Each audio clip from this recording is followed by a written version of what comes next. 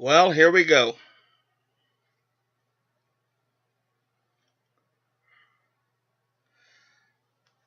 Ever since I was a kid,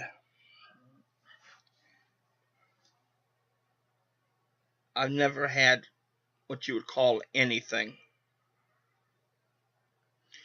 And that can mean a wide variety of issues and comments. Uh I'm not going to get all into the details of my childhood because there are some who are aware of the intimate details of how bad it was, and there are some who got word of mouth from others and got half truths. Uh, uh, but I'm going to skip all that tonight because I don't need to rehash all that. But I'm going to talk about from the time I was in high school, what my academic career was like. I'm going to talk about my love life, my love life, not my, uh, you know, I'm going to talk about things that have happened. So this is going to be a long ass video. So if you got to go take a piss, pause it now. I'll wait.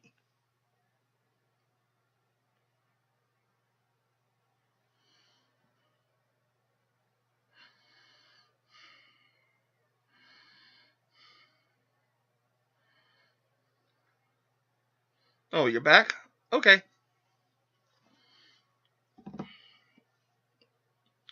I'm going to talk about how I feel towards social issues, uh, economic issues,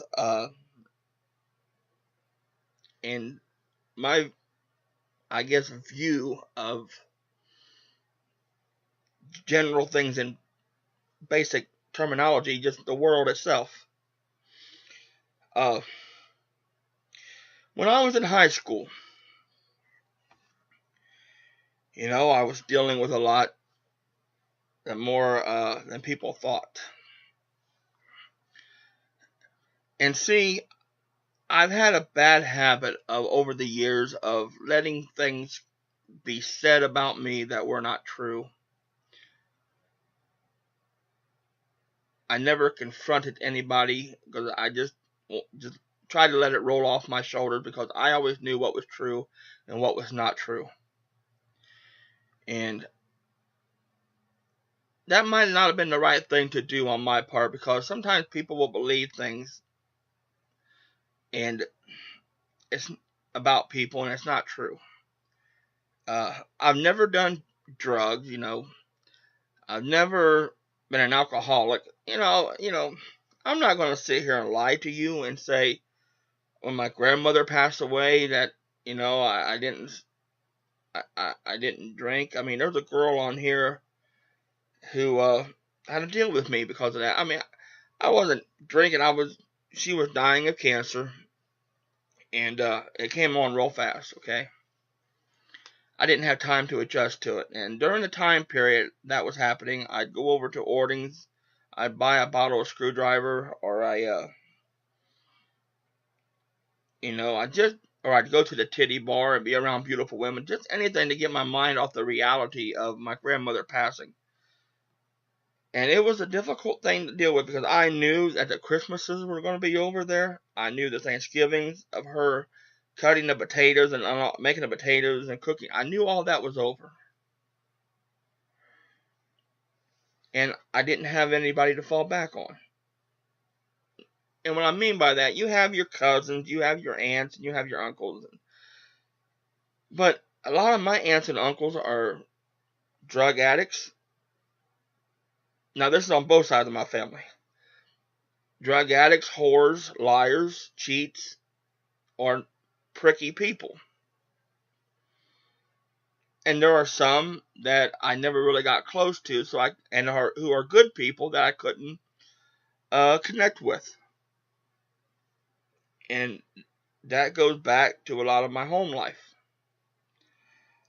Uh, and during that time period that I was going through that, I lost I lost the girl I loved.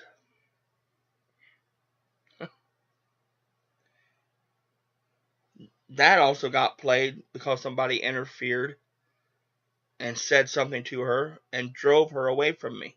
She probably could have dealt with I know this girl. We, even she knows it, and I know if I confronted her on it, she will admit it too. We had a connection, and it got torn apart, and that's bothered me ever since. Uh, because I have been looking for that connection with a woman ever since, and I can't do it. Whether I'm afraid to do it, or just how bad girls have gotten over the years, it just maybe a combination of everything. I do not know how to, I guess, fix my heart. I don't know how to do it. I do not know how to. I don't know how to fix it, and it worries me. It scares me.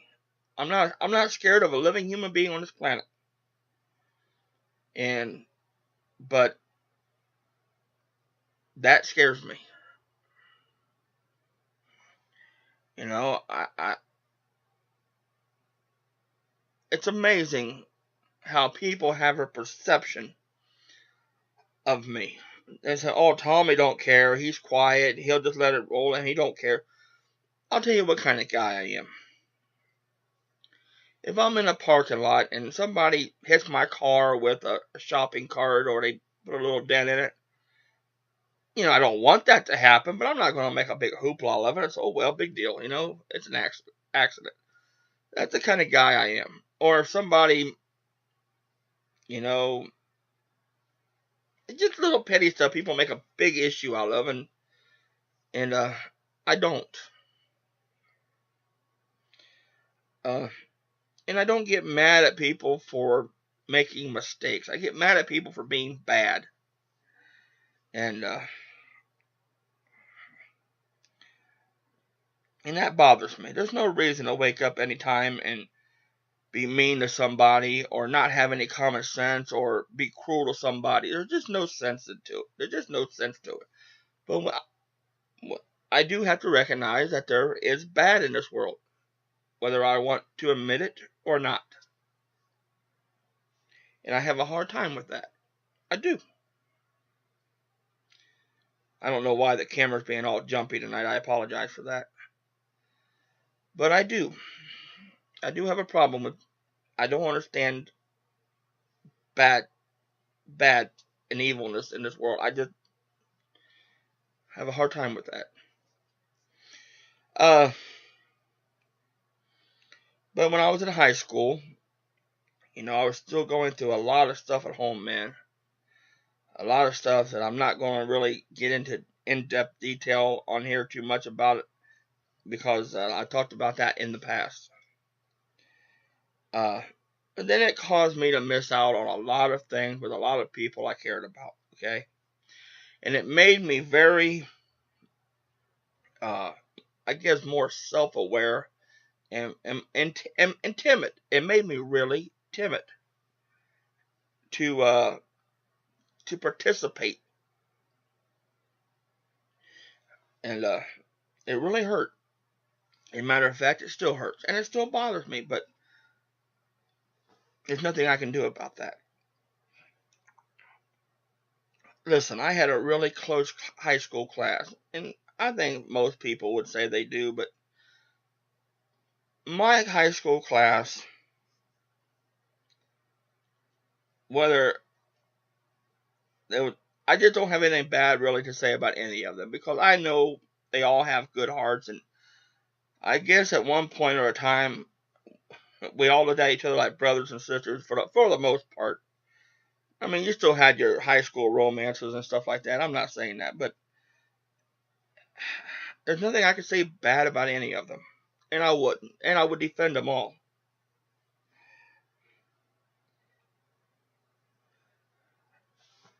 Uh, but I lost out on a lot because of other people's actions and lies. And see, it bothers me that I missed out on a lot. And I guess emotionally I was torn apart. And, you know, and I honestly don't know how to deal with that till this day. Because I don't really have anything to supplement it for. And I'll get to that in a moment. Well, after high school, I felt real lost and real alone. And I had some family that I really love and I still love to this day. Some I can't stand, and some have made mistakes, and I I got mad about them, and I made my share of mistakes too, and they've gotten mad at me. But I never meant to do anything bad to anybody. I never meant to do anything bad on purpose, and I'm sure maybe they didn't either. Or sometimes maybe people do, but I don't think uh, the most of them did anything wrong on purpose. And matter of fact, I went to a family event kind of last night, and my cousin and we've always had some kind of connection, more like brothers whenever we're around, and he's a great guy, and I just love him to death, and nothing in the world I wouldn't do for him. He's a great guy, and I appreciate he's been patient with me over the years. It hasn't been easy being Tom Dotson's cousin, I'll tell you that. But he understands, I think, more than I realize about maybe more than I realize about myself.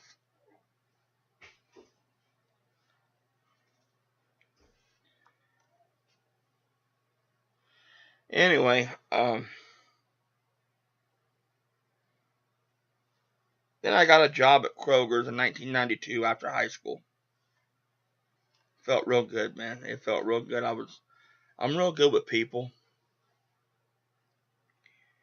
And and then I got promoted to the meat department and then the seafood department because the kid back there was really mean and cruel and rude to customers, and they promoted me back there.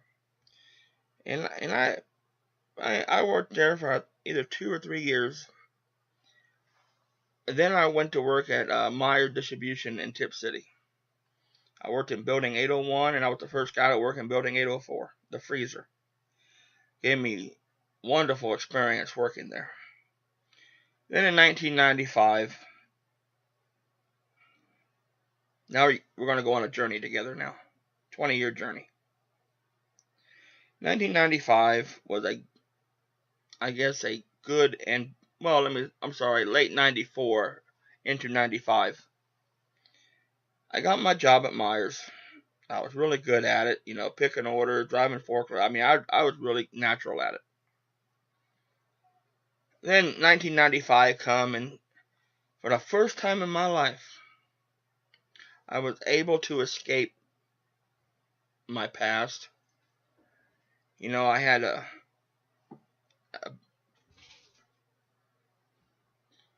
I had a lot going on in that year. And once again, I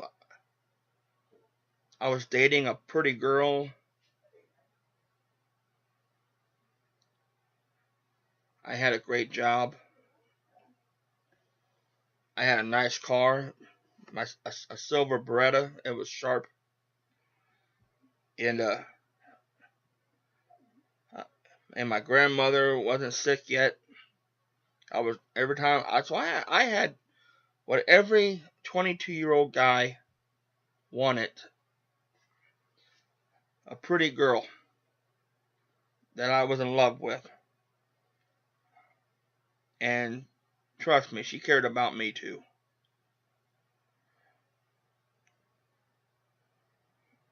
I had a great job, making good money, even for back then. I had a sharp ride, and I was ready to move onward. Finally, after abuse, after lies, after deceit, after mind games played on me, I was finally at a moment in my life where everything was just ripe for the picking and moving on. Well, unknown to me, I didn't know the same year was going to turn my life upside down and inside out from that moment on. You know, I also had a best friend at the time. You know, we were real close, and I introduced him to his wife now. But in that year, 1995, then my grandmother got sick.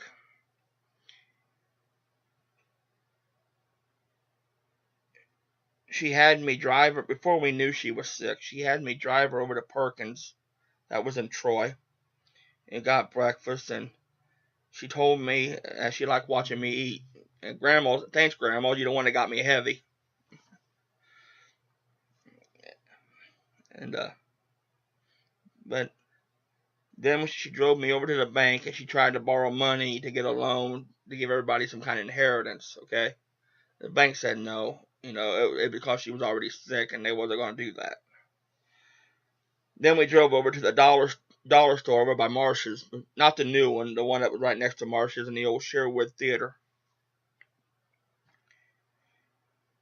Next to the Sherwood Theater, I'm sorry. I remember when they built get to something else here for a second. I remember when they put the liquor store in Marsh's. I was working there, and I helped put that together. Anyway, okay. Uh, but we went to the dollar store, and I think the dollar store was there maybe 2 years at that time. And she was shopping around. You know, I went shopping with Grandma a lot, and went to the horse races with her a lot, and she's the one that got me started on that. Her and my Uncle John started going to 78th, and John got horses, and I missed that. Well, Grandma walked out and got in my car. She left her purse in the car. She got real weak, and she had to go get in my car and sit down. So I got her purse out, her wallet out of her purse, her billfold, and pay. She had just stuff that she would buy. You know how women shop at the dollar store. They buy foam cups, they buy plates and all. You know, just stuff like that. Then I got out in my car, not thinking about anything. I just thought maybe she had a flu or something. I really didn't think about it, to be honest with you. Well, we got home. I dropped her off. I took the bags in the house. And it was about, 2, 3, maybe 4 days later, maybe a week later, I came to the house on my lunch break. I had lunch at 7 o'clock, 7 or 7:30. I came to the house and she had me a ham sandwich fried. Now you gotta remember, we didn't grow up in fancy houses, folks. It was over on Union Street, and my whole family lived on that block. You know, it just.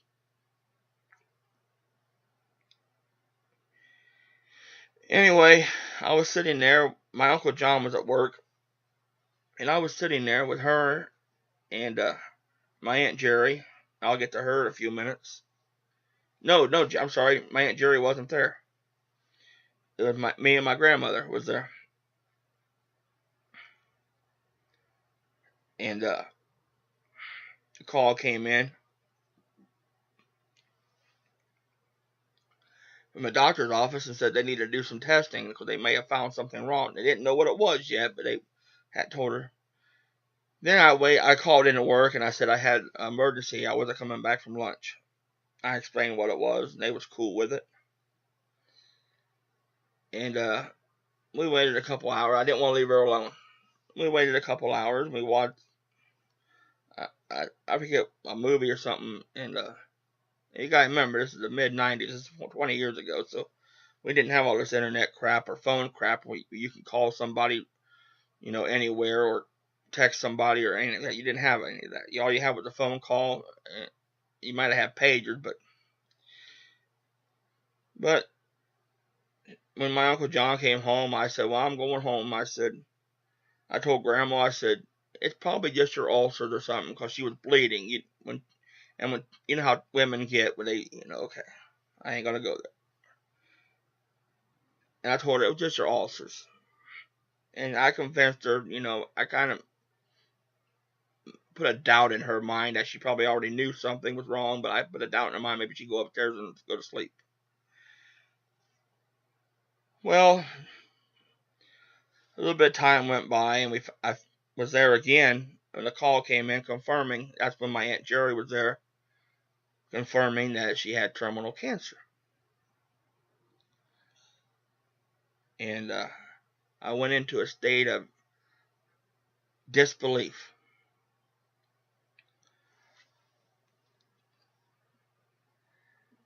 I mean, here I overcame years of abuse, years of being lied to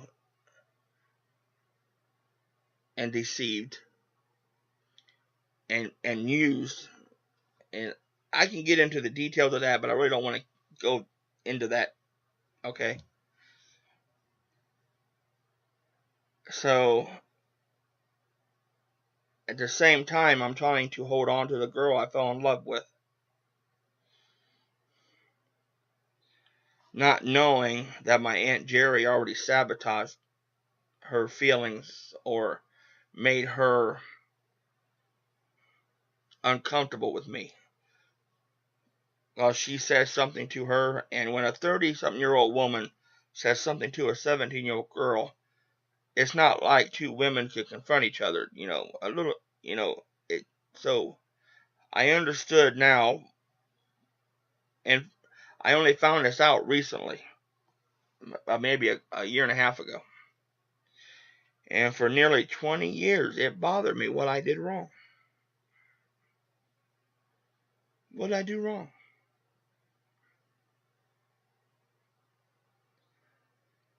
I lose the girl I'm in love with. My grandmother's sick. And I basically at that point said, to hell with my job. I said, to hell with it. I don't care. I got sucked back into that pain and loss. So, and I embraced it. It's like I needed that pain. I needed that loss. It's like I thrived on it, because I didn't know how to trust anything else. Okay, I didn't know how to trust from that moment on anything else, man. I just didn't. I just lost complete control of what do I do now. So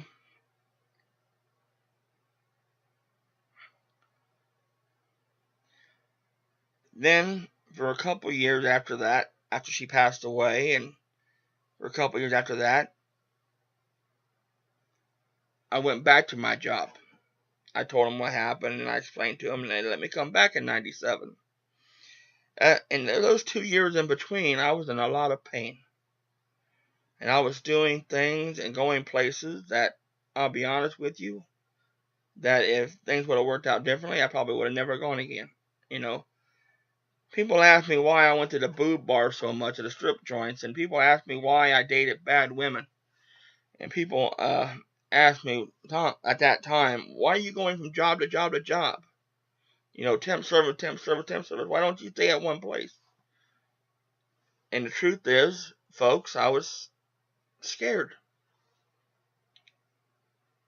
I was petrified. I was scared to death of what could go wrong, because I got through the bad.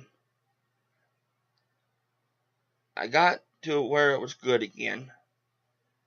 And now I didn't want to feel good again because I didn't want to hurt again. Do you understand? And at the same time, during all this, from the time I was a kid till the time I was a young man, I somehow kept the ability to stay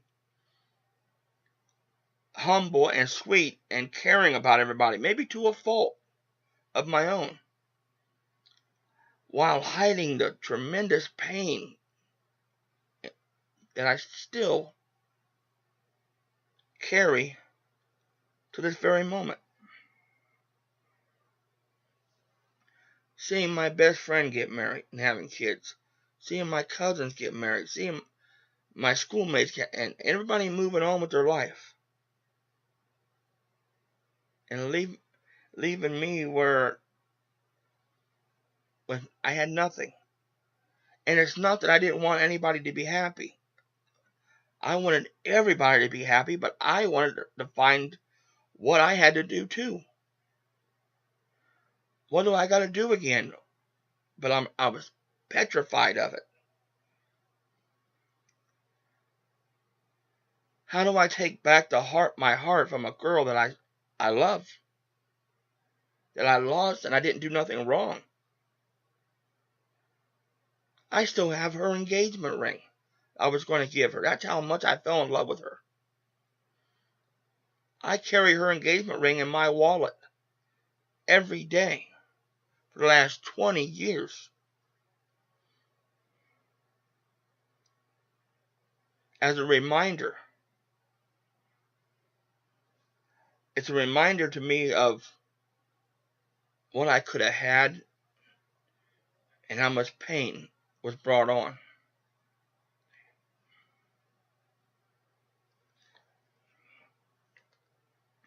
So then I started going out with women of, let's just say, a less than respectable reputation and nature. You know, I dated hot strippers. I dated, you know, I even dated porn stars. You know, now I mean dating. I mean I really dated. You know, because I would meet them through this person and go out and party. But the conflict always was I didn't want to do it. I always had that in me to say, I gotta live life, but I don't want to be doing this, but I can't get this. And at the same time, I avoided doing drugs. I avoided getting drunk and doing alcohol. I avoided bad stuff and doing other stuff, wanting something else, and still being nice and caring and loving to everyone. It's hard, folks. It's very difficult and hard, and I wouldn't wish it on anyone. And I still have that shyness of going out and being hurt, or going to a party somebody, or going to a reunion. Who's going to hurt me? Who's going to let me down? Who's going to take something away from me? And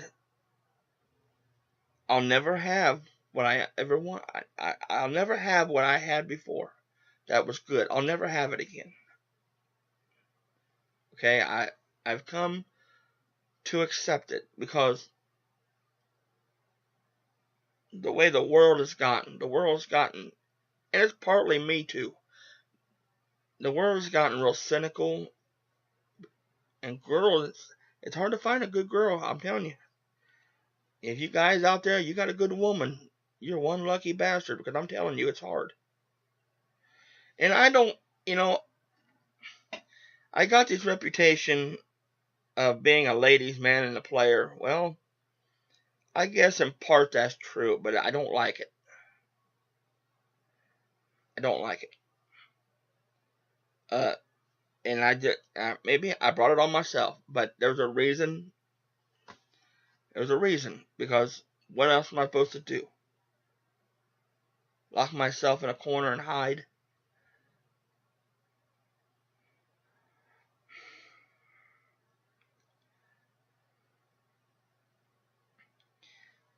And then I still wasn't able to function properly in '97. So I up and left Myers for the last time. Then I drifted from job to job to job, and I'm a hell of a worker. I don't mind getting up and going to work. I don't, even though I can't hear in this ear, and and I've had slight arthritis in my knees since I was 12 years old, and and I got a curved back, from my spine ain't straight from when I was born. It was just like that, and I've been heavy. I still try to do jobs that are difficult. Uh, then time moves on, and then I found my job at Procter and Gamble, and I got hired there in '95, and I tried to leave a number of times because it's a long ass drive. But in 1997, I moved on and moved on and moved on. I had a bachelor pad apartment in Inglewood in '97, and I think that's when I really got into the ladies looking for women kind of thing. And I was living down there in Inglewood. I had a nice apartment too. Anyways, folks, I then for about '97 to '94. I'm sorry, '97 to 2004. It really got rough. I was living in a one-bedroom apartment on Dorset Road. It sucked. Jobs were, temp services call you for 2 or 3 days a week, and every other week or something every once in a while. So I wasn't making no money, and at the time, I introduced my best friend to a cruel, cold-hearted bitch that played us all for a sucker. And all she cares about is money. And so me and my friend kind of started drifting apart. That hurt. And then I moved to Sydney. Got a job at Gilardi's Food up there on a Fair Road.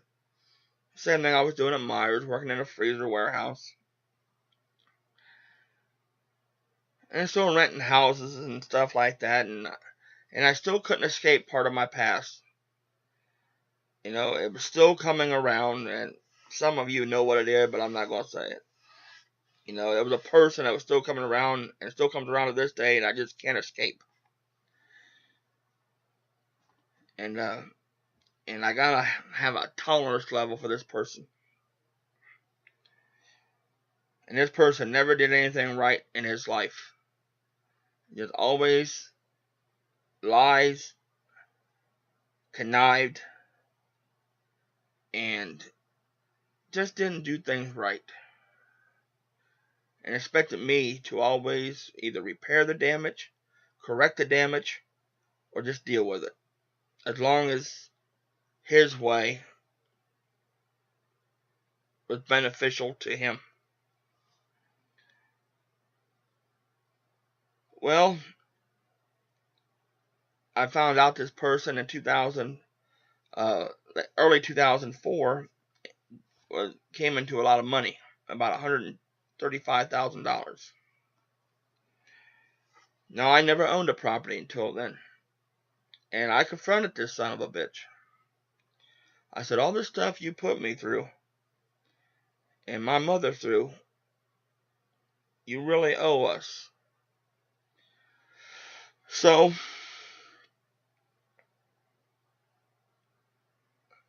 I found this property in 2004 that I have here. and I bought it with the money that I earned from this guy. I didn't have my racing money or my paychecks coming in regularly at that time. Well, then I had to deal with a crazy psychopathic person that I bought this property off of. I mean, these people were crazy. And I looked up their criminal history. If I would have known all this, I would have been very, very weary of signing any contract to buy a property from these people. And in 2007, they started harassing me. They started telling me I had to buy it off and pay it off and all. It just harassing me, driving down the road, yelling. It got to be a real fucking hassle. Well, I went to court in 2007. I beat them in court. I never missed a payment on my property. Not once. I always paid the property taxes. And all my obligations that I agreed to, I fulfilled. Then some. Well, then I filed a lawsuit and finally won it. It got settled. 2 hours before the court date, it got settled. My lawyer called me, my $5,000 lawyer called me and said, Tom, it's been settled. And when I talked to him on Monday, this past Monday, he said, Tom, you own the deed. When my lawyer called me Tommy, I swear on my headstone it's going to say Tommy. But he said, Tommy, he said, the deed's all yours.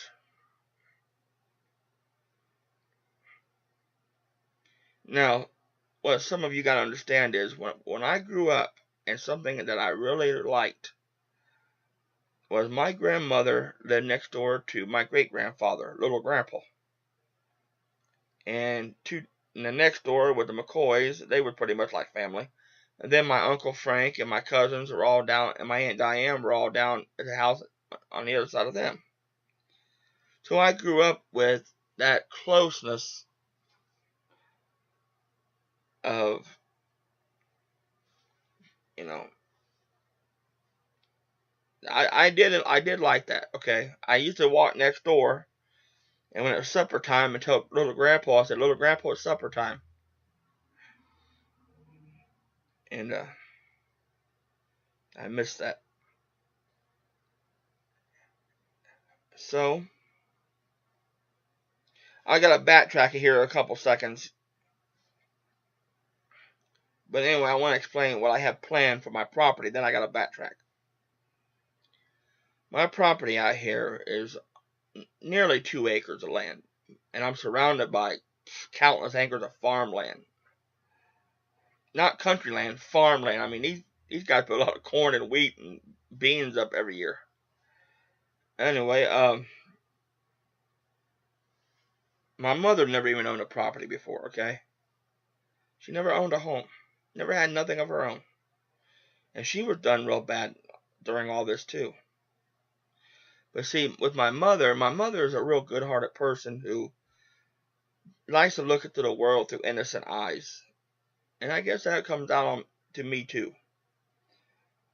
I mean, that lady worked from 1967 to 2013. And she dealt with a lot of crap. And she never has a bad word for anybody. She might not like a lot of them, but you'll hear me say shit. You'll never hear her say anything bad about anybody. She gets that from my grandpa. And I think my Uncle Jim's like that too. He's quiet, but he'll never say anything about anybody. He might get mad at certain things, but I've never seen him be mad about anything, you know. And I think him and my Uncle Jim and my mother are probably the best two of the bunch. My Uncle Joe, yeah, he's all right, but he has a way about him. My Uncle John, they always tell me John was never quite right. And my Aunt Jerry, well, I lost all respect for her for a couple of things she did. See, back when I was having it really rough, about 99, living in a one-bedroom apartment. I found out that she forged my mother's name on the will that my grandmother had and stole my life insurance check. I call it because my grandmother had life insurance on my cousin Bobby and me. Because Bobby was born not right. He was blind and crippled, and he was born not right. And everybody kind of figured, well, he might not live long. You didn't really think about it, but the possibility was there. And then I was the firstborn grandson, so she got the life insurance on me. Now, I could have continued it, and what it was that basically that Gerber's life insurance, where if something happens, you have insurance to cover the costs. And when she passed away, she had an equity built up in it of $386. So there wasn't much equity in it. I could have continued keeping the policy, or I could cash it in because it was paid up. Well, the equity was paid up on it. I guess that's how it went. But I knew they gave me the choice: either I can cash it out or I can keep it. Well, I was having a rough period, so I cashed it out. Well, I went to go cash it out. They said, well, the check's already been cashed. And I said, well, I didn't get it. Well, I got a microfilm because, remember, you didn't have internet access back in where they can email you something. So I got a photocopy from I guess, microfilm in the mail. She signed my name, like I signed a check over to her, signed her name, and she cashed it where she worked at, telling the people that I gave it to her. I never forgave that. This is before I found out she said something to a certain girl. And a certain girl also told me that my Aunt Jerry gave her the most vicious look that she ever got in her life. Now, let me ask you something, girls.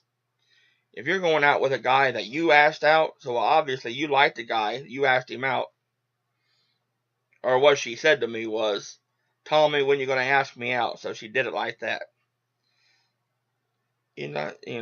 Now that girl was told not to hurt me and got a mean look. Now, this is a 30-something-year-old woman doing that to a 17-year-old girl. That I didn't know about this. So I was a dead man walking. I didn't even realize it when it came to this girl. And then when my grandmother died, she also told that girl not to come to the funeral and be with me, even though that girl wanted to be with me. So then I spent years, decades, nearly 20 years. What did I do wrong? The girl told everybody she had a great night. It was the best date she ever had. That's what I got told. Wouldn't that bug you? You lose somebody you love and you had a lot in common with. You're from the same neighborhood. You got a lot of people who are friends. What are friends, and you have a connection. And then the girl turns around, and it's easy for a girl to move on because a guy's always looking for a pretty girl out there. It's not that easy for a guy.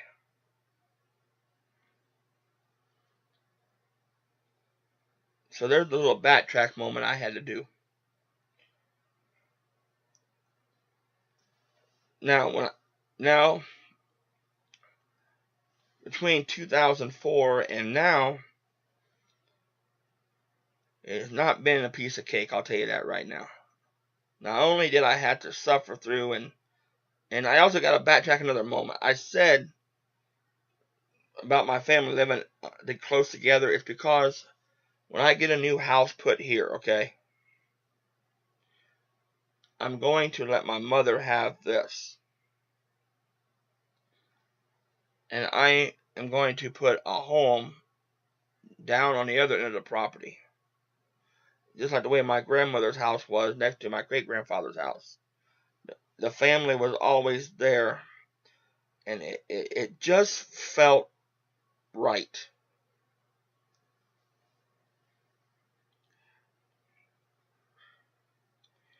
And I liked it. I like my cousins being over, going swimming in the summer. I like being able to ride my bike over to and down the alley and visit everybody. I just enjoyed it because no matter what I was dealing with or the pain I was going through, I had that there as I guess an island of security or an escape or something of maybe normal than what I was dealing with at home.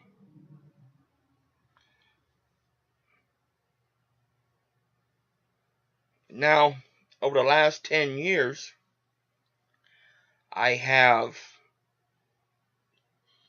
tried so many diets because I know I need to lose a lot of weight. I get told all the time, Tommy, you got this great look. You need to lose weight. I know this. It's a lot easier said than done. Uh,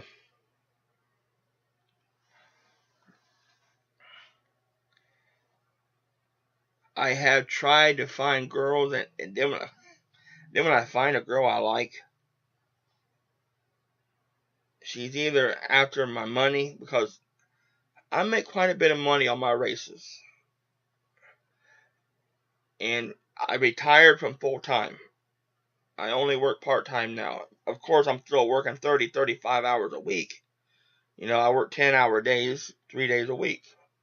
Sometimes I work 12-hour days, 3 days a week. So I'm still putting in basically a 40-hour week. I'm just not working 70 to 75 hours a week. And I didn't want to do that no more. So I retired from part time. And I make quite a bit of money doing my races. And my home is paid for. And I'm looking for a house to be built out here. Excuse me. It's not been an easy task to find one.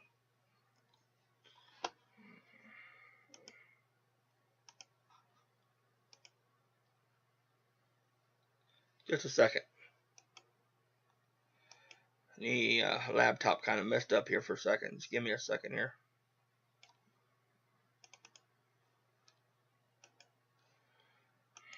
Okay. So I've been looking for a house to put out here. And like I said, it's hard to find a house that I want to actually get put here. I got to tear this house down. I got to go get permits, and it's a pain. And I've been trying to work with home builders because I'm never going to mortgage my deed. Okay, that is never going to happen. That deed is going to be locked. It's getting filed now. My lawyer filed it. Then I'm going to get the deed. I think I'll get it sometime next week or this coming week. And that's what he told me. I'll get it this week after it filed. I'm letting my lawyer handle all that. He better handle all of it for $5,000. But he's a great guy. I'll tell you guys something right now. Attorney Sam Huffman in Troy is a great lawyer. I consider him a good friend. He did a hell of a good job on my case. There were times that I don't understand law. I have a lot of common sense, but I don't have any legal training, so I don't know how to read those technical terms, those law terms. So there's a lot of times I called my boy and said, what does this mean? We always said, Tommy, ain't got to worry about that. So he's a good guy, and if you ever need an attorney, I highly recommend him. He's great. And like I said, I consider him a good friend. He's been my lawyer now for 8 years. He's a hell of a nice guy and a damn good lawyer. And so I've been dealing with that and trying to get a house built out here. Then I want a house built down there on the other end of the property. I got more property out here than the whole city block. Okay, so it wouldn't be like I would be right next door.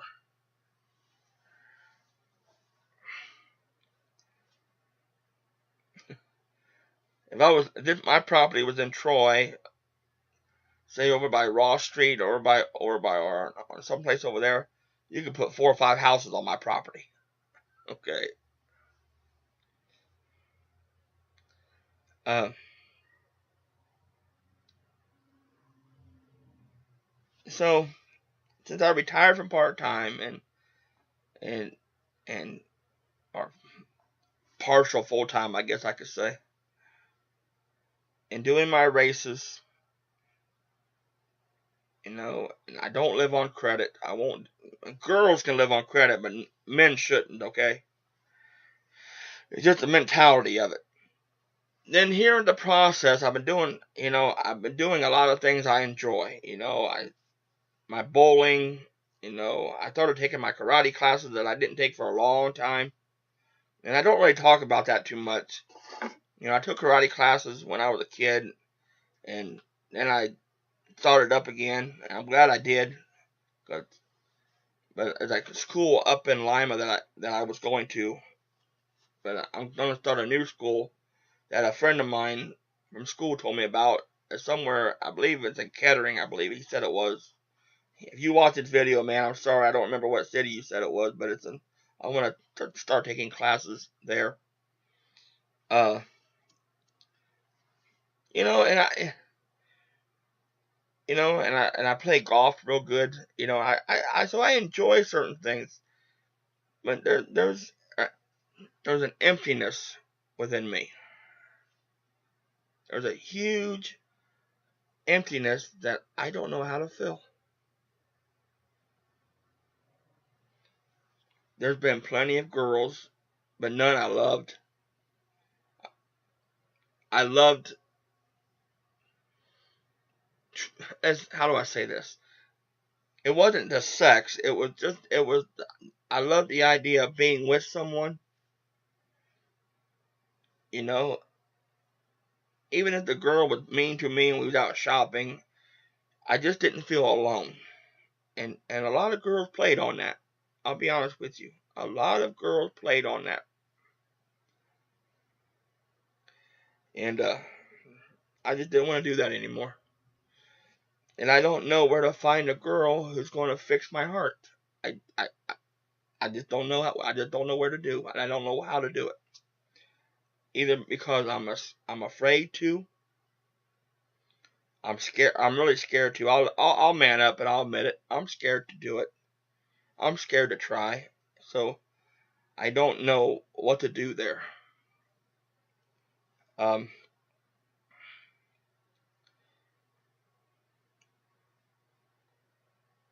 and there's a lot of things I did over the years that I'm very proud of.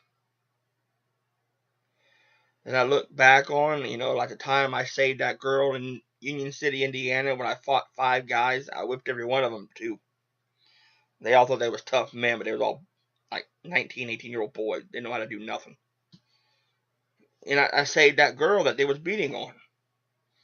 I've tried to help girls I know get off drugs and stay away from bad men. I give people advice about common sense. I stopped 2 mothers fighting in a parking lot while their children watched because I didn't want their kids to see that. And I like to live simple. You know, I like to go to Save a Lot, and I like to go to Aldi's. Well, not Aldi's anymore. Aldi's food hasn't been right here lately. But I like to go to the Goodwill and Dollar Tree and the thrift stores. Uh, Bottom line, it folks, Tommy just wants to be happy, and I don't know what to do about it. I can be jolly, I can be fun, I can be flamboyant, I can be outrageous, I can be, you know, just a nice guy. But truth is, I don't know how to be happy.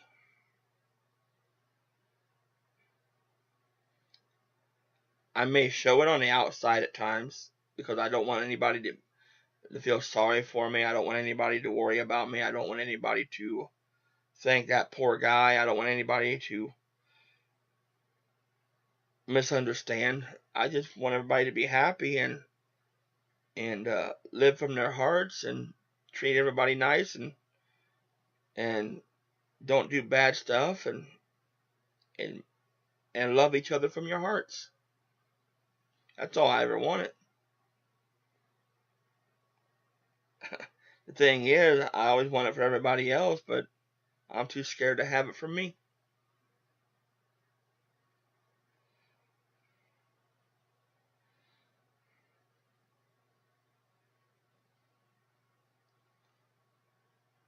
It scares me to death to be happy, and I don't know how to get over that. And the only thing I know how to do every day is be nice to people, maybe be silly at times. There's a persona that I put out there not meaning to, that Tommy's a fun loving, sweet guy, maybe a little goofy. You know, but all that may be true. I'm a sweet loving guy. I care about everybody. I believe in right and wrong. I don't believe in drugs. I don't believe in alcohol. I don't believe in, a lot of social issues I don't believe in. I believe in responsibility. I believe in putting in a hard day's work. I believe earning your way through life. And I don't believe in relying on technology. I know saying that, here I am using technology, but I don't, you know what I mean, abusing it, let's say. I don't believe in hitting a man, I'm sorry, or somebody in anger. I don't believe in hitting somebody just for the purpose of being mean. I don't believe in hitting a woman or a child, or harming a child or a woman or a pet or an animal. My heart breaks when I see a dead animal on the road. My heart breaks when I see a child on the news who has nothing. And it breaks my heart when I hear about a woman being abused or addicted to drugs because it's probably some asshole who got her on that shit, or some loser that used her and beat on her. I just can't stand that. I can't stand the trash Hollywood puts out because it's a bad influence on girls. In my old fashioned, do I believe a man should be the provider of the home and take care of his family, and a woman should be the homemaker? Yep. That don't mean I want a girl barefoot and pregnant. That means I just want a girl who knows how to be a wife and mother and knows how to be a decent person in society and appreciates a good guy that treats her good. That's all.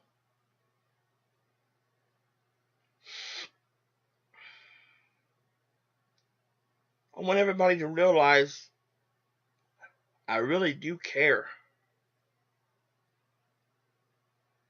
Whatever persona you think, or whatever my personality comes off to you, just know that I care. Excuse me.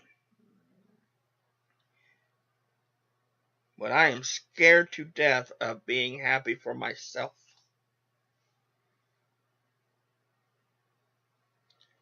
And I don't know how to get over. I don't even know if there's a woman out there who can fix me.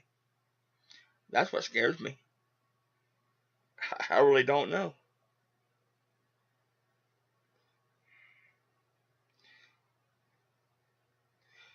And it worries me, folks. It really worries me.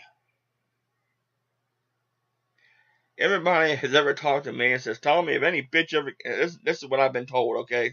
It's not my words. I've had people tell me, "Man, if any bitch ever gets a hold of you, she's going to have it made."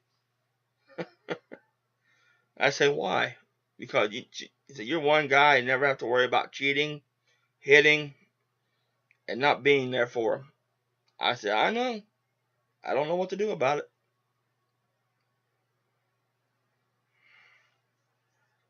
Then on top of all of that, dieting. Dieting is the hardest thing ever I've had to try to do.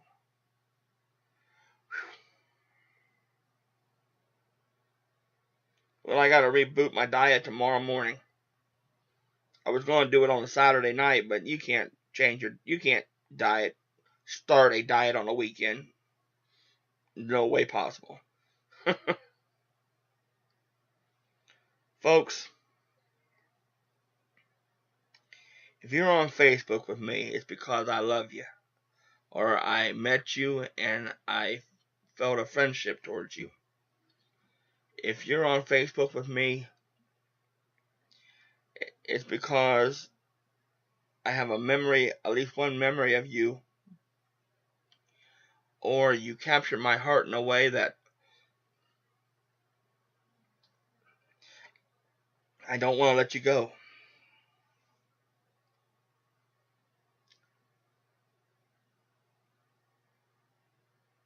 I'll be honest with you.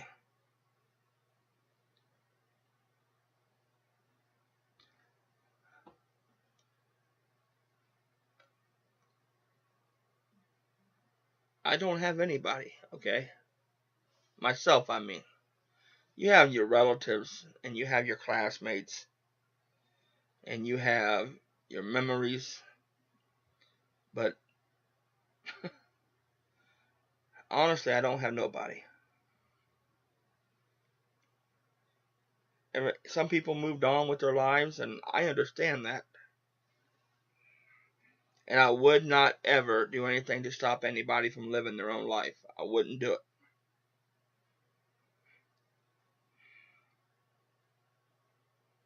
it. You know, I was talking about animals and pets a little while ago, a few minutes ago, about people abusing, and something I cannot stand is see a hurt animal or a hurt pet. I can't stand it. You know, I've had a lot of pets in my life that I adored. You know, I lost them all, except for the ones I have now. But I had a dog, Hercules, from 1977 until 1990. Oh, 89, I'm sorry. Then I had my little angel. I had her from 1989 till 2004. She died 2 months after I bought this place. She was my pal. Then I had Daisy, which was basically mom's dog, but she was it. Now I got Shelby, and I got all my little cats, and I've had some other pets too, but every time I lost one of them, and it hurt. And every time I lose a bunch of them, because sometimes they get old and they start getting sick, and when I lose that one particular bunch, and then I said I'm not going to be close to anymore. And a new bunch gets born, and when they're babies, I get close to them, and I get close, and I love them all again. I even go to animal shelters. I'm the wrong person to go to an animal shelter, because if I go to the Shelby County Animal Shelter, they got those cat rooms, and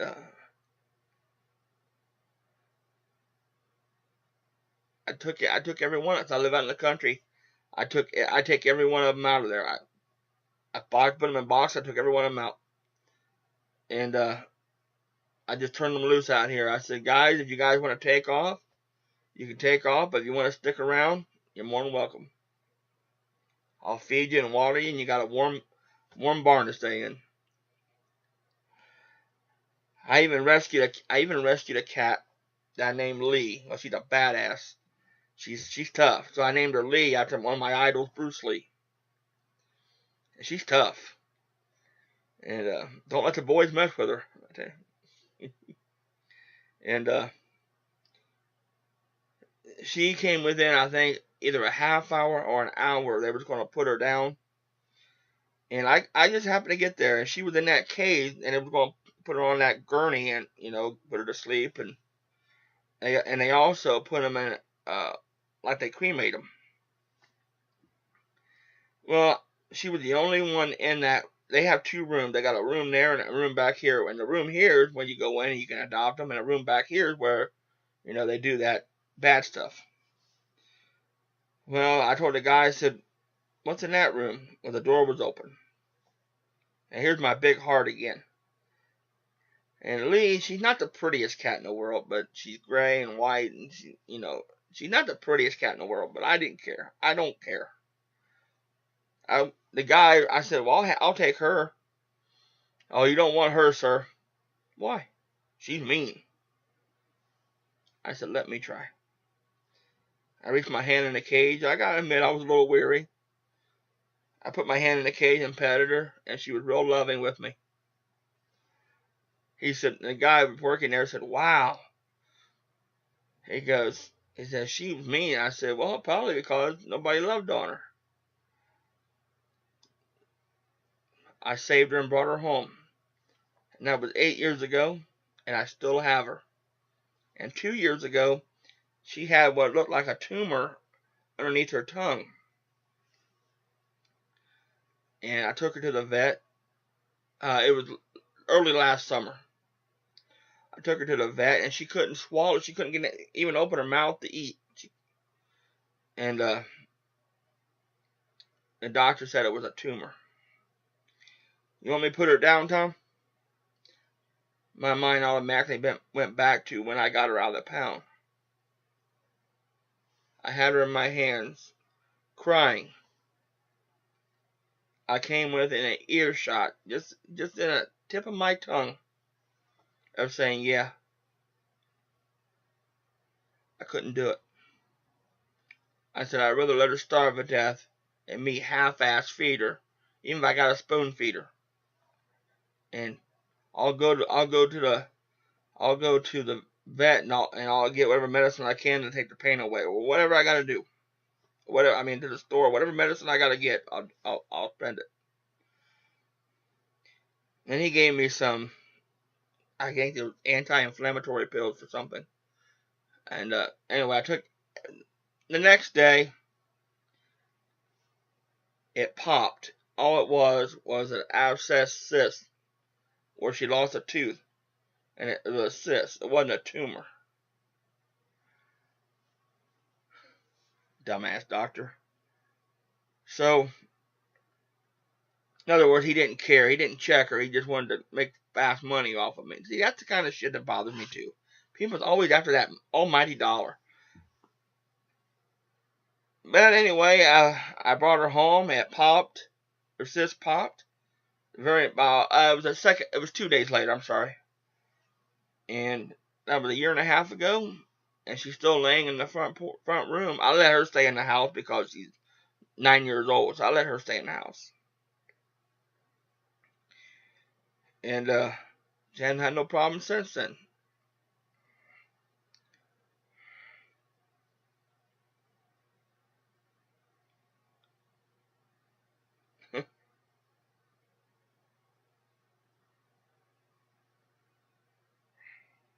I got a lot of her grandbabies and her kids around here.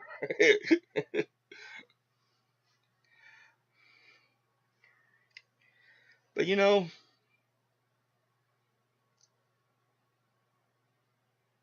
there's so much that I can be thankful for. But there's also a lot of pain and sadness and hurt because I've never done anything wrong to anybody. Oh, I've made mistakes. Oh, and I've let people say things about me that weren't true. But people just did it because they knew I wouldn't say nothing. I would just let it go because I knew what was true and what wasn't true. So, and I knew in my heart that I didn't do anything wrong to anybody. I never got in trouble with the law. And I'm not talking about traffic tickets or speeding tickets or whatever. Uh, I've never been a drug addict. I've never been an alcoholic. I've never done anything like that. I never picked on anybody. I've never been cruel to anybody. I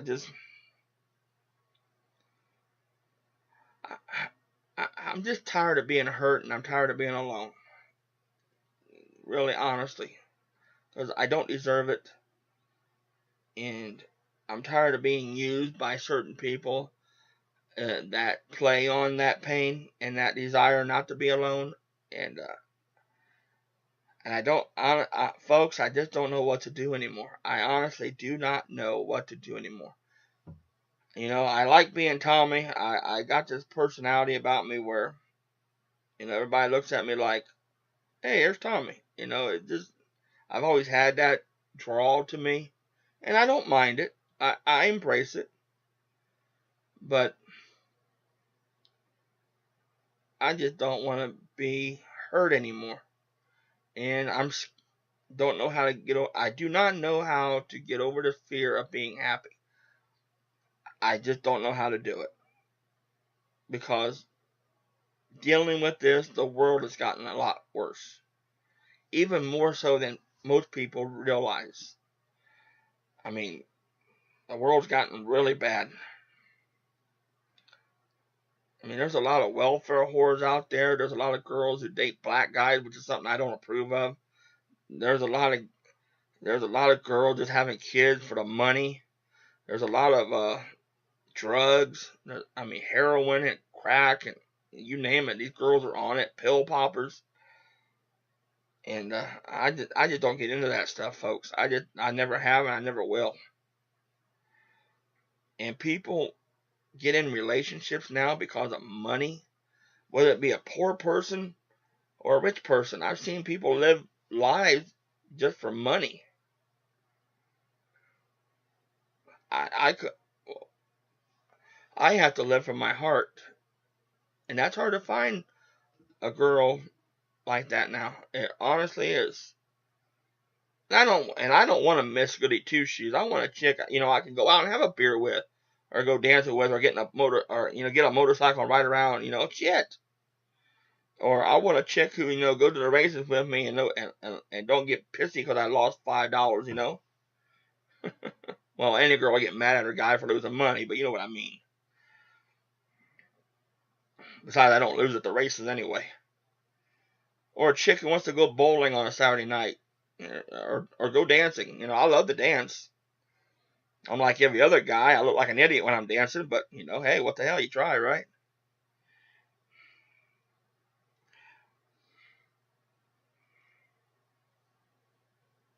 Or a chick who wants to go to a football game,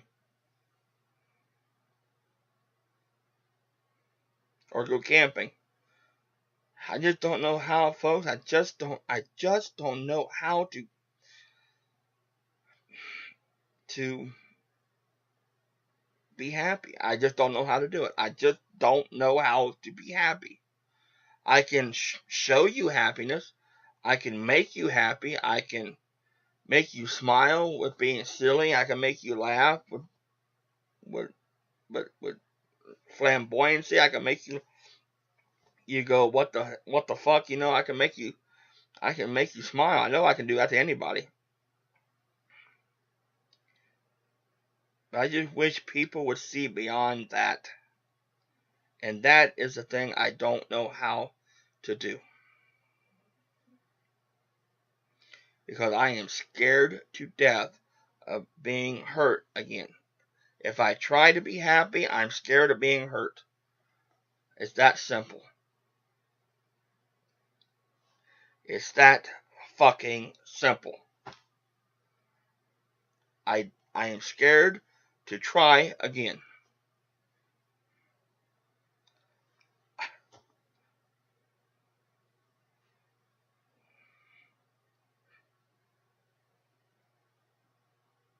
So there it is.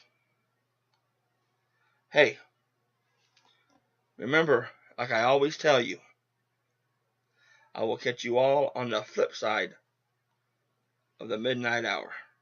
I'll see you later.